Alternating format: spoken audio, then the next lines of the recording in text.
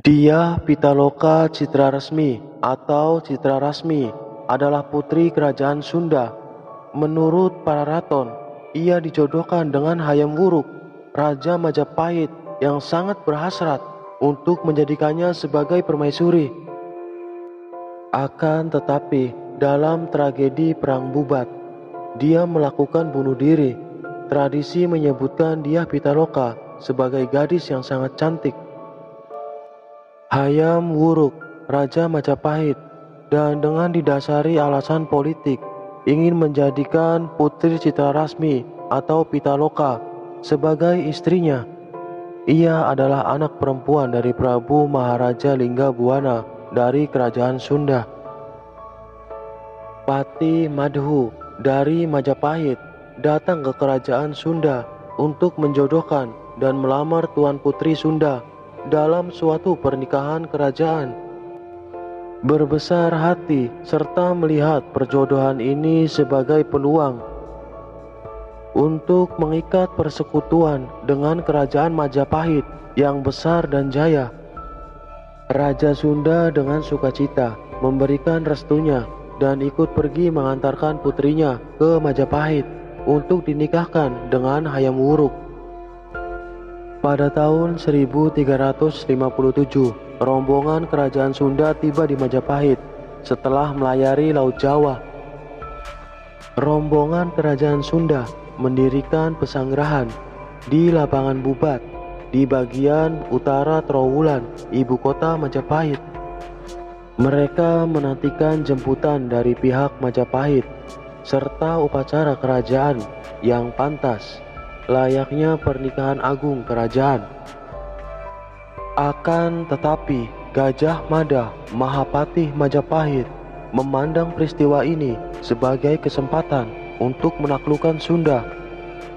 Dibawa ke Maharajaan Majapahit dan bersikeras bahwa sang putri tidak akan diangkat menjadi Ratu Majapahit, tetapi hanya menjadi selir yang dipersembahkan untuk Raja Majapahit. Sebagai tanda takluknya kerajaan Sunda di bawah kekuasaan Majapahit, murkalah Raja Sunda dan merasa dipermalukan oleh tuntutan Gajah Mada yang sungguh keterlaluan ini. Akibat ketegangan ini terjadi pertempuran antara rombongan kerajaan Sunda melawan tentara Majapahit. Rombongan kerajaan Sunda berniat untuk bela Pati melakukan puputan demi membela kehormatan mereka di Lapangan Bubat. Meskipun memberikan perlawanan dengan gagah berani, rombongan kerajaan Sunda kewalahan dan akhirnya gugur dalam kepungan tentara Majapahit. Hampir seluruh rombongan kerajaan Sunda ditumpas dengan kejam dalam tragedi ini. Tradisi dan kisah-kisah lokal menyebutkan bahwa dalam kesedihan dan hati yang remuk redam, sang putri melakukan bunuh diri untuk membela kehormatan dan harga diri negaranya. Menurut tradisi, kematian Dyah Pitaloka diratapi oleh Hayam Wuruk serta segenap rakyat kerajaan Sunda yang kehilangan sebagian besar keluarga kerajaannya. Oleh masyarakat Sunda, kematian sang putri dan Raja Sunda dihormati dan dipandang sebagai suatu keberanian dan tindakan mulia untuk membela kehormatan bangsa dan negaranya. Ayah sang putri, Prabu Maharaja Linggabuana, disanjung dan dihormati oleh masyarakat Sunda dengan gelar Prabu Wangi dalam bahasa Sunda, yang berarti raja yang memiliki nama yang harum, karena tindakan heroiknya membela kehormatan negaranya melawan Majapahit.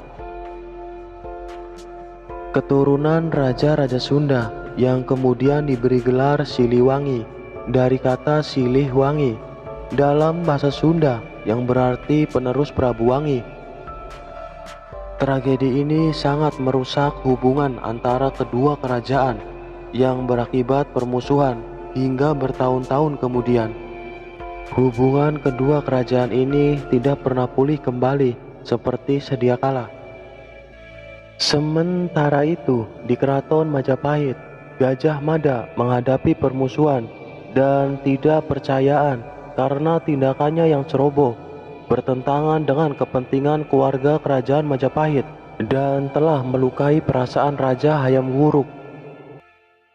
Kisah Putri Dyah Pitaloka dan Perang Bubat menjadi tema utama dalam Kidung Sunda. Catatan sejarah mengenai peristiwa Pasunda Bubat disebutkan dalam Pararaton. Akan tetapi sama sekali tidak disinggung dalam naskah Nagara Keretagama. Nah, itulah kisah Putri Dyah Pitaloka dan Perang Bubat yang bisa kami bahas dan kami rangkum. Semoga video ini bisa menambah wawasan dan pengetahuan untuk kita semua. Terima kasih yang sudah nonton videonya sampai selesai. Tetap jaga kekompakan dan salam 2S. Seduluran Selawase.